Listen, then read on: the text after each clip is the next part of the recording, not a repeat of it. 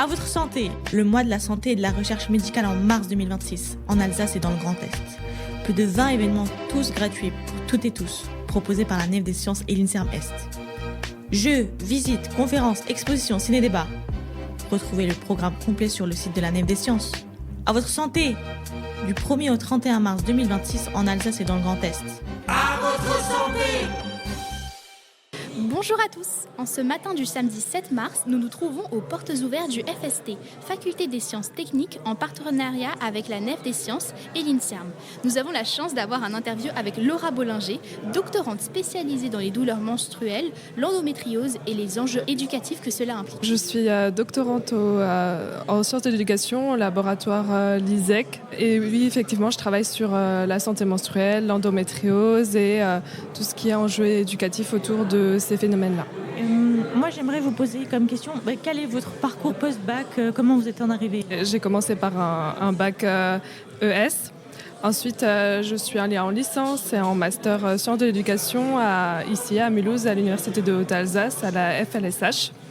Et ensuite, en fait, en faisant mon mémoire de recherche, j'ai eu un peu le goût pour la recherche. Et du coup, ça m'a donné envie de poursuivre dans une thèse. Donc, j'ai postulé dans un projet qui avait obtenu des financements du Grand Est. Donc, ce projet consiste en ma thèse, qui était de travailler sur l'endométriose et la santé menstruelle, et tous les enjeux éducatifs autour de ça.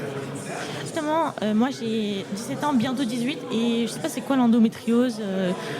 On me dit que c'est des douleurs de règles x10, mais concrètement, je sais pas ce que c'est. Je connais juste de nom. Est-ce que vous pouvez nous expliquer qu'est-ce que c'est? Oui, alors déjà, c'est une maladie qui est fréquente. C'est une maladie qui concerne une femme sur 10. C'est une maladie qui peut se manifester dès l'adolescence, dès les premières règles, et qui pourtant est diagnostiquée en fait des années après, en moyenne 10 ans après l'apparition des symptômes. Et c'est une maladie qui se caractérise par la présence de tissus semblables à la muqueuse qui tapisse l'utérus, mais en dehors de l'utérus. Donc ça peut être dans des tissus ou dans des organes autour, la vessie, etc., les ovaires. Et ça crée un panel de symptômes possibles qui peuvent être très différents d'une femme à une autre. Donc ça peut être des douleurs menstruelles, effectivement, qui peuvent être plus ou moins importantes, qui peuvent impacter la vie de la jeune femme, mais ça peut être également un symptôme qui est très fréquent, c'est des douleurs pendant les rapports, ça peut être de la fatigue, etc. Il y a des troubles urinaires, par exemple. Il y a vraiment un panel de symptômes possibles et ça va être très différent d'une femme à une autre. Mais alors, moi aussi j'aurais une question. Comment faire pour sensibiliser les jeunes? Vous avez parlé de ce que ça implique dans le domaine de l'éducation. Oui, alors déjà il y a plusieurs idées reçues. Déjà le fait que avoir mal durant les règles c'est quelque chose de normal. Ça c'est une idée qui est très répandue alors qu'il faut modérer justement cette idée-là. À partir du moment où on a des règles qui sont assez douloureuses au point où ça peut impacter du coup la vie de tous les jours. Là c'est un moment où il faut aller consulter pour voir s'il n'y a pas autre chose. Et justement, toutes ces idées-là, elles sont partagées dès le plus jeune âge, car en fait, on manque quand même d'éducation formelle au sujet de la santé menstruelle, au moment du collège notamment, quand ça arrive, quand les menstruations arrivent, etc. Les jeunes filles ne sont pas forcément informées. En plus, il existe aussi quand même encore un phénomène de stigmatisation menstruelle. Donc là, c'est des idées qui sont partagées un peu par la société encore. Les règles sont sales, c'est quelque chose de tabou, il faut les cacher, etc. Donc toutes ces idées-là, ça pousse aussi les jeunes femmes à déjà peut-être moins s'informer, aussi dissimuler dissimuler par exemple ses symptômes, dissimuler ses règles, etc. Et donc ça peut contribuer à un retard par exemple de diagnostic de l'endométriose ou à une mauvaise prise en charge de la douleur alors qu'il y a des solutions pour ça. Oui, c'est un peu le rôle de l'éducation nationale de mettre en avant justement ces douleurs de règles. Et quel conseil donnerez-vous concrètement pour les jeunes femmes, même pour les hommes peut-être, pour qu'ils soient plus indulgents envers justement les femmes? Oui, pour qu'on soit mieux informés aussi. Oui. Voilà.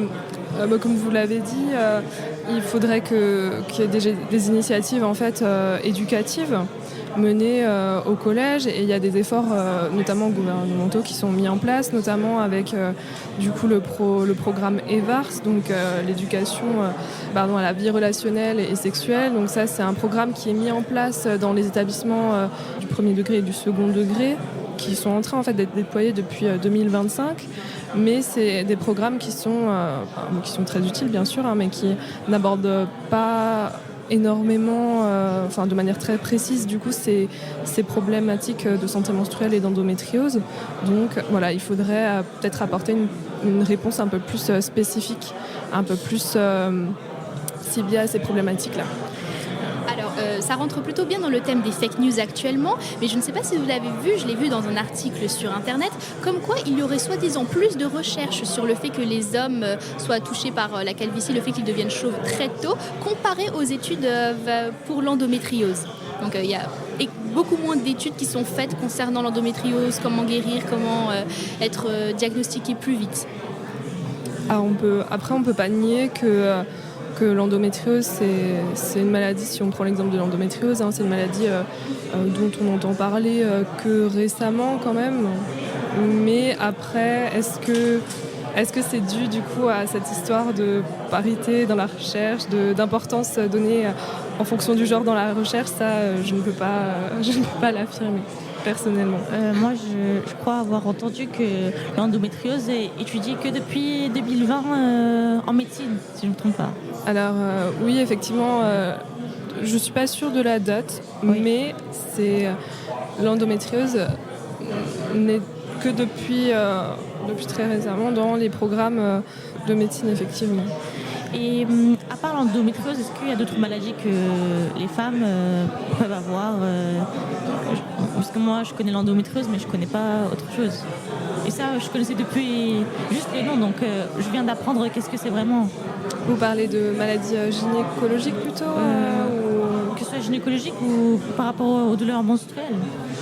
Oui, les douleurs menstruelles, elles peuvent avoir plusieurs origines. Et en fait, on a tout ce qui s'appelle du coup les douleurs menstruelles primaires, donc qui ne sous-entendent pas de maladies sous-jacentes, et les douleurs menstruelles de nature secondaire, qui, quant à elles, au contraire, sous-entendent une maladie sous-jacente.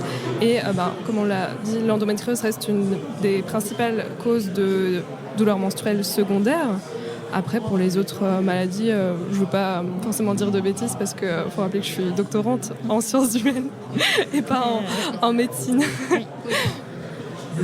Et est-ce que vous avez un ou deux mots à faire passer aux femmes?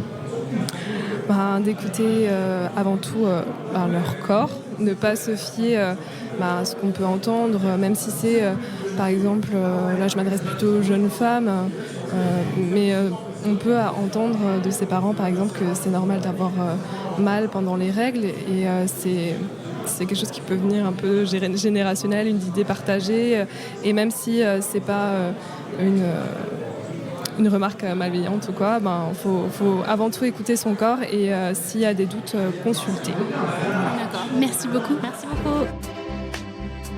À votre santé, le mois de la santé et de la recherche médicale en mars 2026, en Alsace et dans le Grand Est. Plus de 20 événements, tous gratuits pour toutes et tous, proposés par la Nef des Sciences et l'INSERM Est. Jeux, visites, conférences, expositions, ciné-débats. Retrouvez le programme complet sur le site de la Nef des Sciences. À votre santé, du 1er au 31 mars 2026 en Alsace et dans le Grand Est.